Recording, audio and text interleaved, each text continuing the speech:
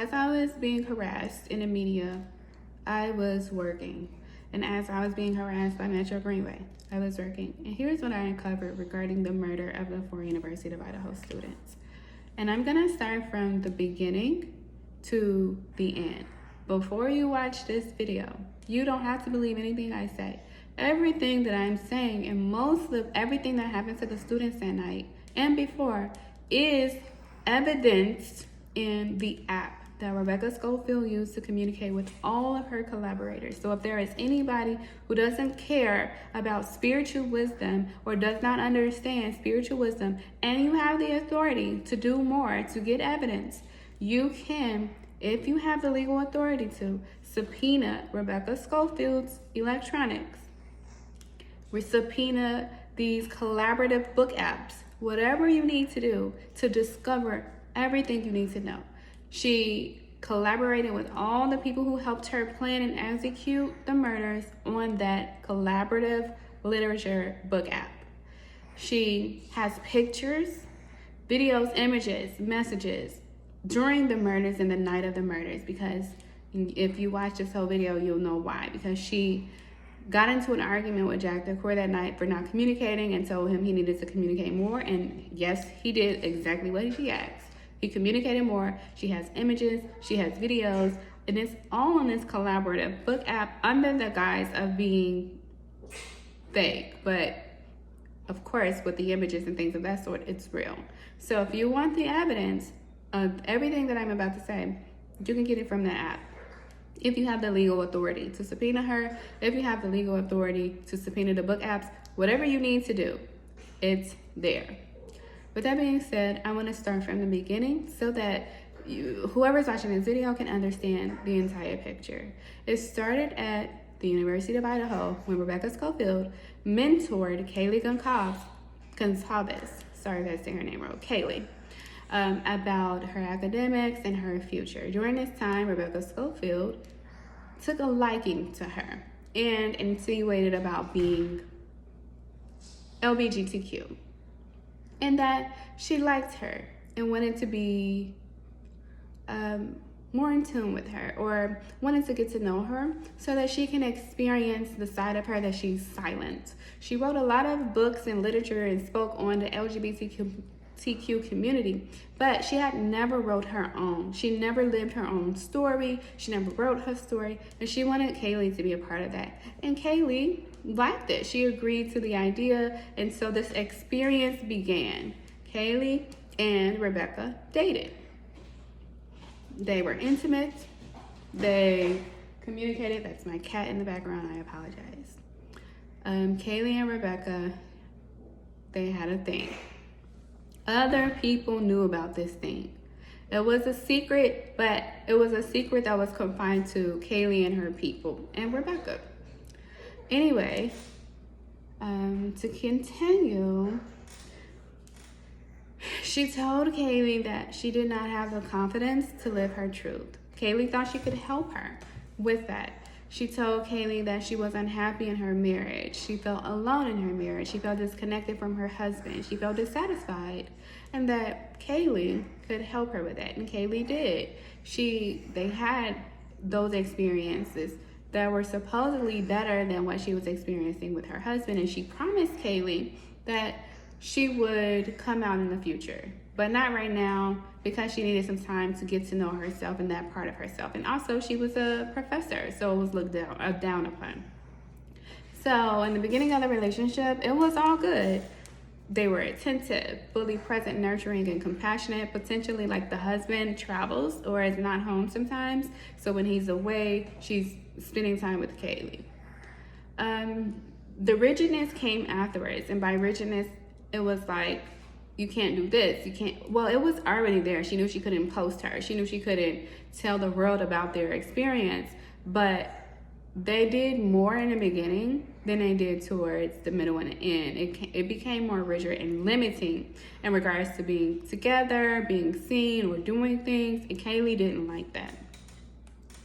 While Kaylee was about to graduate, she thought that, okay, now that I'm about to graduate, we can come out, because she's no longer a student. Rebecca Schofield promised to her that they would come out and be together one day, and that she would leave her husband. So Kaylee liked her, loved her, and wanted to do that. But when it was time to take action, Rebecca Schofield cowered. She was not ready to come out the closet and live her truth. So she denied it, and she decided to go back to her husband or stay with her husband.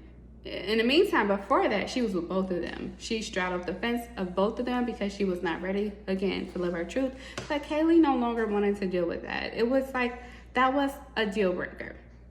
The whole idea was for her to get to know who she was as a person, and when she liked it, to live her truth. Not for her to continue to straddle the fence forever. So Kaylee decided that that's not what she wanted. But Kaylee was emotionally attached to Rebecca. So it wasn't an easy thing to let go of. She threatened to tell Rebecca Schofield's husband and to come out regarding the truth about them. There was a big argument. It could have been like some type of car chase in which Kaylee attempted to tell Rebecca Schofield's husband, but it ultimately didn't work out. Rebecca used her connections to keep Kaylee away from her husband, and she let it go. Kaylee let it go, and it wasn't going to come out. But Rebecca Schofield at this point was paranoid because she felt like she's going to tell on her. She's going to be ridiculed. Rebecca Schofield was like, she's a professional. She is in her community. She's like a mogul. She's someone who was looked up to. She's highly respected. She was developing a legacy, and she wanted to continue to develop a positive legacy for herself and a positive name for herself and her community. She was going to run for some type of office. Could have been political office or a chair or something like that, but she was going to run for something, so she had to keep her name clean. She could not afford for Kaylee to come out regarding their experience, rendezvous, whatever you want to call it, relationship, affair. So she was very anxiety prone and anxious, and she did not want to lose respect, admirations, and her goals or possessions because of Kaylee and because of that quote unquote mistake. Before that though, when it was more open, they potentially even went on some type of vacation or met up somewhere, maybe even Mexico, but that would need to be clarified because other people were there. So when it's me talking about Rebecca Schofield and Kaylee may be new to some ears, but it's not new to the people who knew about it. So it's a lot of people that's being silent about their knowledge of Kaylee and Rebecca's relationship. So anyway, back to this point where Rebecca feels threatened. She feels that Kaylee is going to tell on her. So she decides to come up with a plan to have Kaylee killed. So to free herself from this mental suffering, to free herself of this problem, and to make sure that her secret is safe, she felt like she needed to kill Kaylee. And then eventually, she felt like she needed to kill Kaylee and her friends. So before she executed the murders or hired someone to execute the murders, she spent some time stalking them. So she would sit in her car and watch them. And it could have been her car or a rental, but she would watch them at the sorority house or around that area. And when she was doing it, she would get like emotional because she remembered the times that she was around them, and it describes them as people who other people want to be around, a high traffic area, things of that sort. So she felt like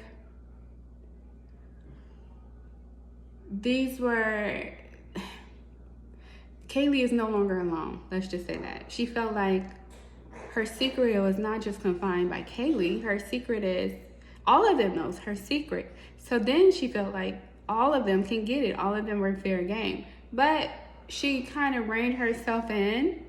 She left. She stopped going around so much, and she hired Jack DeCour because she felt like she was losing her point. She was losing her focus. She was losing her intent. So she needed to establish an intent basically on who she was going to focus on killing versus they all probably know about me and they all have to die. So when she reined herself in and she hired Jack DeCour, that's when she stopped stalking them as much, and she used him as a tool to get information on who's there, what's happening, and she used him to get information on how to execute the murders. The reason she chose Jack DeCour is because she felt like that was an unresolved issue between him and Kaylee that she could use to influence him. She felt like there was an unresolved issue regarding his career, his potential, that she could use to help him advance his life and to change his life, and that she could use to influence him to murder Kaylee and ultimately all for University of Idaho students for her benefit. She communicated with Jack DeCour and she made him an offer to change his life. So initially she's thinking that Jack DeCour is agreeing to this because she's changing his life. She's giving him an opportunity for something more. The way he saw it was, okay, I'm sacrificing someone I love so that I can have the life that I love. So yeah, he loved Kaylee. He did, or he felt like he loved Kaylee, and that he felt like he had a future with Kaylee. Even though it doesn't seem like Kaylee was thinking too much about him, he was thinking about a future with her. And he felt like he would marry her and have a family with her. But when Rebecca Schofield offered him the opportunity to live his best life, because again, doing something as a child, playing tennis like he did and being good at it and getting accolades and awards and recognition, and lighting that fire within, that you may put the fire out for a while, but it eventually comes back up. So she lit that fire he had in him again and made him dream again. So he's dreaming of a better life. He's dreaming of a legacy. He's dreaming of being the person in his family to be a provider, to be the one that's admired, to bring the family name. Like, it was so many things that he dreamed of doing, providing for his family, being there for everyone, being the family name, and all this stuff, and being a great tennis player, maybe even playing professional tennis. She lit that fire in him, and also being financially stable or wealthy, financially stable and wealthy in a consistent way. She lit that fire in him and made him feel like those were possible for him. So his thing was, okay, yeah, I'm sacrificing someone I love and the life that I could have with this person that I love, but maybe it was fake anyway because she was with this woman. And also, I'm getting something better because I'm getting money, I'm getting a legacy for me and my family, I'm getting to be or have the honor and glory of being the person that provides for the family and that puts the family's name on the map. Whatever it is, all that fire, he felt like all these things, playing professional tennis and living his best life, was a good, equal exchange for killing Kaylee. So all these things mattered, and think about this because it's gonna matter when I tell you more in the story. All of these things were essential for Jack DeCour to commit the murders of the Kaylee and ultimately all for University of Idaho students. So at this point, be quiet. Sorry. At this point, Jack DeCour agrees. And he, look at her, he and Kaylee are working together, he and Rebecca are working together to concoct a plan, detailed plan to murder Kaylee and the University of Idaho students. They're communicating with the app, the book app, the collaborative book app. He and Rebecca are collaborating and putting together a plan for the murders. So when Rebecca Schofield chose him, he felt special because prior to that, he wasn't really dating. Him and Kaylee broke up. He wasn't really chosen by other people. Kaylee was chosen, but he wasn't really chosen by other people. So that's another thing that added. He felt special that he was chosen for a grander life. He felt worthy in a time where he felt unworthy because he was unwanted by Kaylee and other people, but she was wanted by other people. And also there may have even been an issue with his body and him feeling unworthy or like he didn't develop like the other guys developed. So anyway, there was the issue of the dog that he and Kaylee had and that she kept. It seemed like an issue where he would be used to help with the dog and that he wanted to leave the area, but he didn't leave because of that issue. It was something major in his eyes that will be minor in other people's eyes that was also going on. And I wrote so much stuff that I am going to skip over to the part where he told Rebecca Schofield that Kaylee was in town. So again, Rebecca Schofield is no longer stalking them the way she was. Now he's keeping an eye out. So he told her Kaylee was back. Kaylee is described as somebody with a palpable personality, naturally attracts an audience, And then she's in town and showing people her car and her accomplishments and feeling really good about life. At this moment, Kaylee is thinking about her future. It doesn't even appear that she was even thinking too much about what she was leaving behind. It looks like she was thinking more so on what she was going towards. So she was spending time with her friends and felt like she needed nothing and felt love with her friends. But during this time, she has people in the background plotting her murder. Jack DeCourt tells Rebecca Schofield that Kaylee is in town. Okay, so let's go to the night of the murders. The night of the murders, Jack did not just spring into action real fast. He thought about this. Again, this meant something to him. He took some time and introspection to figure out, is this really something that I want to do? Because in his mind, he had a future with Kaylee, even though it may not have been so. In his mind, he felt like he had a future with Kaylee. And he felt during the night, sometime during the night, he spent some time with the dog. And he felt like maybe I could just steal the dog and be done. Or maybe he could just, let it go. Because not everything in life is about money and accolades and things of that sort. So he spent some time away and from Rebecca Schofield and not answering Rebecca Schofield to make sure that what he did was on his own accord, that it is something that he wanted to do. So it was a lot of time that was being wasted. And for Rebecca, it felt like procrastination because she felt like this needs to happen tonight. Done, get it done. Like strict, get it done tonight. But he was procrastinating. So that was two different energies. There was a slow energy from him and an eagerness from her. So anyway, Jack DeCourt decides to do it and he starts to implement the plan. So the plan is in place and it's starting to be implemented. He was let in. So initially it seemed like he was like someone broke in, but he was let in under the guise that he came bearing drugs. So he came bearing drugs, I believe. It wasn't alcohol. I believe he came and he shared it freely with the intent. So it's like he came with all these drugs and some of them took the drugs, and it came under the guise that I give you this, you give me that. So it's the energy of playing somebody like, oh, they're gonna get some if they share their drugs. So that's what he was putting on, and that is what he, quote unquote, was led on to think, that he was gonna get some from Kaylee if he shared his drugs freely, and they used all his drugs. So when the drugs was gone, and it's all a part of the plan. Again, they don't know that it's a part of the plan. Jack does though. So Kaylee didn't want to do anything with Jack. So you know how when a woman isn't interested and they start covering themselves up, or they put the cover on, or they leave the room. So Kaylee started doing stuff like that. So when it was time to give it up, when the drugs was gone, she didn't want to give it up. And that's when the plan escalates to the next level, which is anger.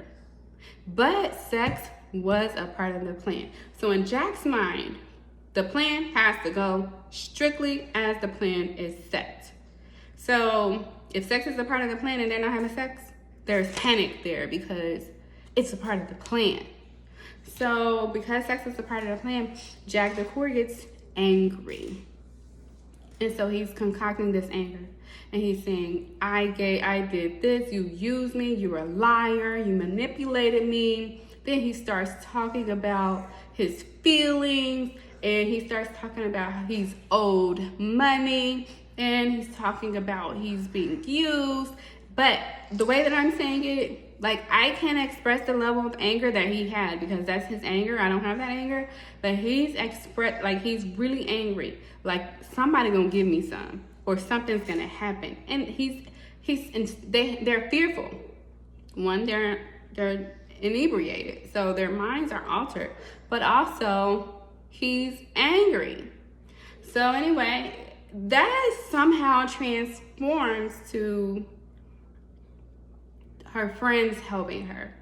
So because her friends were around when this is happening, because they were all together doing drugs, her friends help her. So he pulls his U-Haul out and they're not going to let their friend get raped. So to solve the problem, for some reason, the way that they felt like the problem could be solved, and the problem is Jack Decor, his anger, he wants sex for everything he just gave them. It's drugs. They can't call the cops and say he just gave us, or maybe they felt like they couldn't call the cops and say he just gave us drugs, and he's angry that we don't pay him. So the solution in their minds was, we're not going to let our friend get raped. They all started having sex with him, not the man. Ethan is taken aback by all of this. He's like, what is happening? So they start having sex with Jack Decor. So while this is happening, again, they did it to help their friend. Not that they just wanted to have sex with him. They just wanted to solve the problem. He's angry. He wants sex for his drugs. Kaylee doesn't want to give it to him. We're not going to let her get raped right here. So they all started having sex with him in a threesome kind of way. Ethan is taken aback. Ethan is like, what is happening? Now, he's also inebriated, but also he's like, to the point where his mind is saying, no, I'm gonna get in trouble because I'm here and I didn't even do nothing. So Ethan's mind is alarming him. This is not right. This is wrong. Somebody needs to stop this. He's gonna get us all in. He's gonna get me in trouble. What about my future? His mind is just going. His mind is going as this is happening. Sorry, I wrote all this down, so I'm scrolling. All right, so Jack Decor is like taking it back too. He's enjoying it though. He like, dang, the plan was to have sex with one. I'm having sex with three. So he's enjoying this moment. But then Ethan musters up the courage and says something. And he stops it. He's like, hold up, this isn't right. He stands up for the girls. He said, no, this isn't right. Like, what's happening? And he stops it.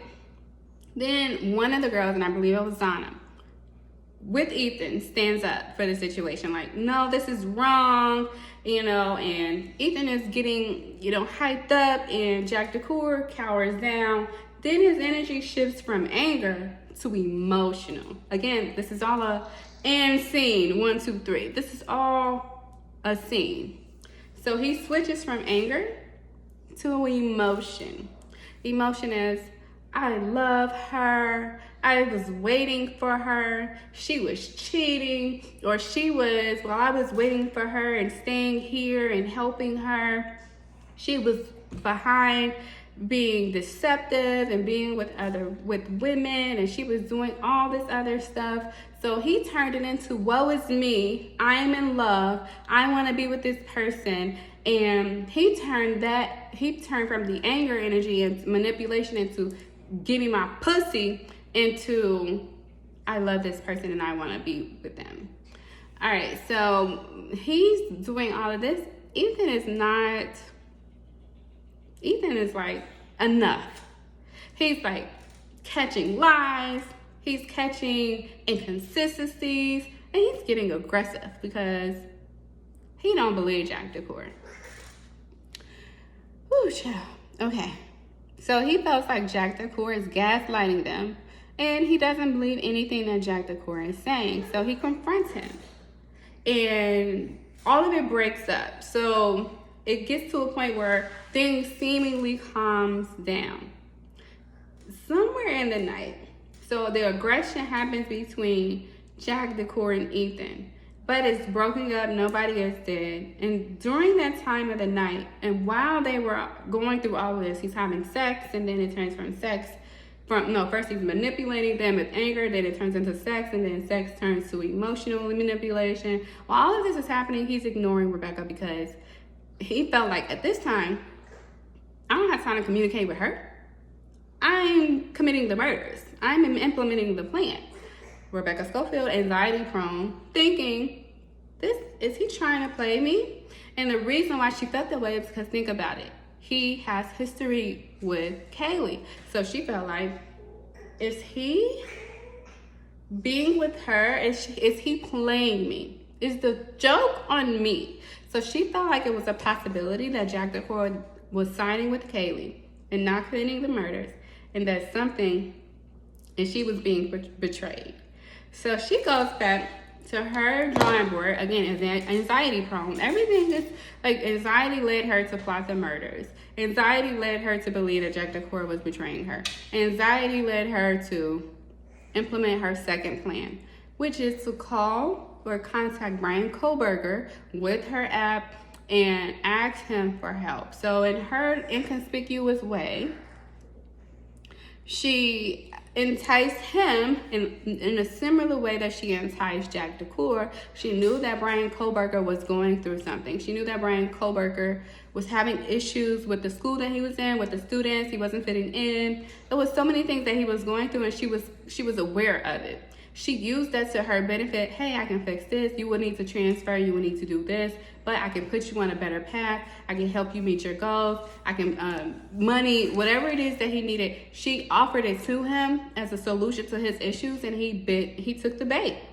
And he didn't take, it went from a very meticulous plan that she had with Jack DeCour to a quick plan that she had with Bryan Kohberger. So Bryan Kohberger gets into action immediately. He gets to the crime scene. And it's not, the crime of rape was committed, but the murders weren't committed. So when Bryan Kohberger gets there, he's like, she told him, don't assume anything. She told him that what was going on, but she didn't tell, I don't know that she said Jack DeCour's name, but she did express to him that someone was there and possibly betraying her, and she needed another set of eyes. And he was the other set of eyes to her, but she wanted him to take over the plan. She didn't want to work with Jack DeCour anymore because of the procrastination, and she felt like he was betraying her. So she asked Bryan Kohberger to take over the plan. So Bryan Kohberger gets there, and Jack DeCour is pissed. When Jack DeCour realizes that Rebecca Schofield betrayed him by bringing Bryan Kohberger into the plan, he decides, nah, this is my crime. If you recall, back in the beginning, I expressed that Jack DeCour was focused on equality. He would sacrifice his made-up future with Kaylee for everything he was offered. The money, the legacy, the pride, the career, the tennis, all of that was an equal amount for him to sacrifice Kaylee because she quote unquote meant that much to him. So when Bryan Kohberger came into the picture, Rebecca's like, get the help. It's more than enough to go around. And he's like, I'm not sharing nothing because without this and without everything, it's not worth it anymore. It's not equal. It's not an equal exchange. That's when she finally understood that, oh, this isn't just murder for hire. This means something to him. It was deeper to him than she initially thought. So anyway, Bryan Kohberger they're going back and forth. It's not a calm conversation. They're arguing. She's like, no, you're gonna get the help. He's like, no, I'm not. So they're going back and forth about Bryan Kohberger even being there and helping. Bryan Kohberger is witnessing this argument. He starts to argue with tell Bryan Kohberger to back off. That's the reason why Rebecca Schofield got put in the middle of it anyway, because Bryan Kohberger got her, like, what's going on? So Bryan Kohberger just backs off. He says, forgive each other. I'm going to turn a blind eye. So he turns a blind eye and leaves. That gave Jack DeCour the energy to complete the job because it's like, okay, everything that he thought he was going to have is on the line, and that put some fire in his ass, so to speak, for him to finish the job. So Jack DeCour goes back to finish the job. Bryan Kohberger leaves. Rebecca Schofield doesn't have a choice because even though she preferred to continue with Bryan Kohberger did not prefer to argue with her and Jack DeCour to commit a murder. So he felt like his time was wasted and he left. Excuse me. Ciao. Anyway, I'm not even gonna edit that out. Okay, so Jack DeCour thinks, before Jack DeCour goes back, the promise was he had to communicate with Rebecca Schofield or it was a deal breaker. She needed to be like she was there. She wanted to know what was happening and how it was happening. She wanted videos. She wanted pictures. She wanted to make decisions. She wanted it to be like as if she was there. And he did. He took pictures and videos and communicated with her as if she was there. So he goes back and he springs into action. And his plan is, last time I did this, Ethan got aggressive. So this time, I'm not going to back down. When Ethan gets aggressive again, I'm going to kill him. And that was the energy he had. So he goes back and he concocts, again, this energy of, I'm here to take what's mine, which is Kaylee. Ethan, again, rises up against it. There is an argument. And nobody knew. They had the energy of fear, but it was more so of, let's solve this problem. This is a problem. He's a problem for us. He's causing issues. Let's solve it. None of them thought that he was going to kill anyone. Like, this is Jack Decor.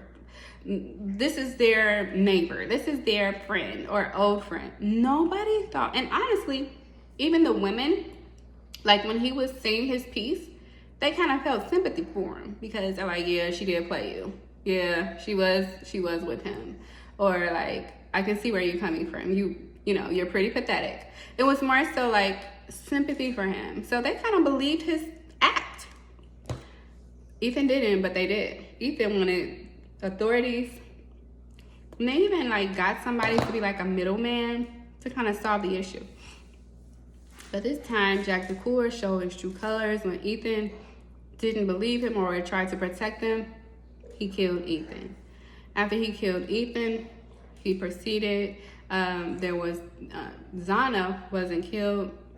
Zana, sorry if I'm saying her name wrong. She was with Ethan. She stayed with him. She felt so bad. She was like trying to help him. Ethan suffered for a while. He didn't immediately die. He suffered for a while. At this moment, when the murder started to happen, they were separated in their rooms. So it was two together and two together. But Zana is with Ethan and she's trying to help him in this situation. They don't know what to do.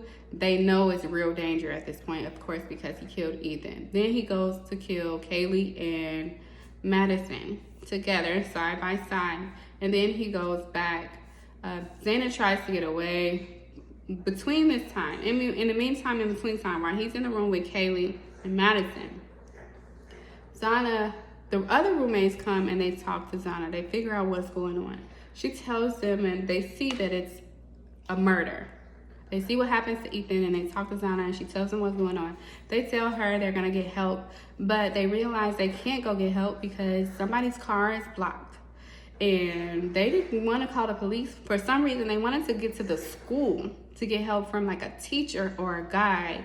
They didn't want to go to, they wanted to go to the school for help. They didn't want to go to the police for help. And it's probably due to their history with the police. But they didn't leave and go and get help because of the car issue. And also the roommates decided that they were going to protect themselves. So they go into a room and they go somewhere and they hide.